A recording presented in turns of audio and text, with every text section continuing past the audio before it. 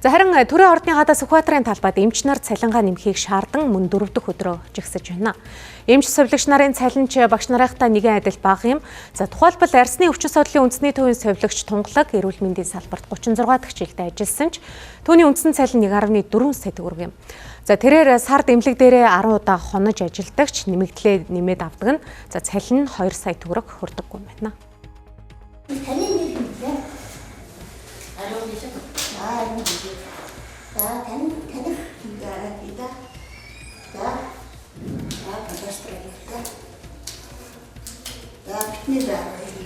Тунгалаг 24 цаг хонож ажиллаад 48 цаг амардаг.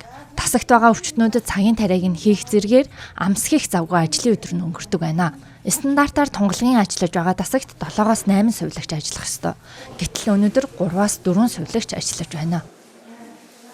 Бидний ачаалт бол одоо нийт одоо энэ жишээлбэл энэ тасагчин 42-42-аас 46 ортой. Нийт нэг сувилагч бол тариагаа одоо бид нар ч одоо зарим талаар энэ туслах сувилагч гардын имчилгээнд дээр явуулдаг байгаа байхгүй юу. Манай голцтой асар их ачаалттай газар хагас өвчин цэдэр бол бас асар их ачаалттай. Нэг хүний хатгалтын тоо бол саяын байдлаар бол 3 хатгалтайгаа нэг хүн. Тэгээд 46-гаа 3-оор үзүүлэхээр чинь хэд болох өдөртөө 120 130 хатгалт хийж байгаа. Тусал тариатайгаа нэмэгдээд 150 болоод ороод ирнэ. Нэг хүний ногдох ачаалтад үнэхээр өндөр байгаа. Тунгалаг 2 сарын дараа тэтгэвртэй гарна. Буцах хүнд үнэ тугал нийлэх хамаагүй гэдэгчлэн чимээгүй байж байгаа тэтгэвртэй гарч болно. Гэсэн ч тэрээр энэ салбарт ажиллаж байгаа ирээдүйд ажиллах олон мянган эмч, сувилагч нарынхаа төлөө эмч нарын жагсаалыг дэмжиж ажлынхаа завсар зайгаар оролцож байгаамаа. Гадаад тэр хүүтэн чалан дээр бүтээр игнээд талбай урдaalж зүүцсэн байна. Энийг даруйхан л арга хэмжээ авахгүй бол их хэцүү хүнд байдалтай л байна. Нөгөө шиг энэ цөөхөн цаг ингээд доор гадаа хүүтэн суухад автобус хүлээгээс ямар байдаг гэлээ. Өдөржингөө тэгээ сууж байгаа уустууд л хэцүү. Сэтгэл өвдөж байна. Эдгээр чинь хүнд хэцүү юу нөхцөлд ажилладаг байхгүй юу?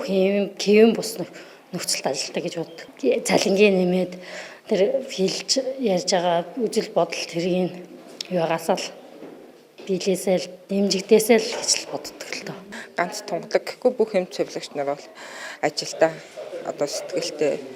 Дээрээс нь одоо биднээс эрүүл мэндийн хүмүүсийн нуруунд яваа штэ. Авдаг цалин түрээсийн байрандаа хүрхтээ өгөөтэй байдаг тул олон залуу сувилагч мэргэжлээ солих уу гадагшаа явах уу гэж ярихыг сонсоод тунгалаг эмзэгэлдэгэ. Гэсэн ч түүний хамгийн том бахархал бол сувилагч мэргэжил нь. Миний би бол энэ мэргэжлэрээ бахархдаг.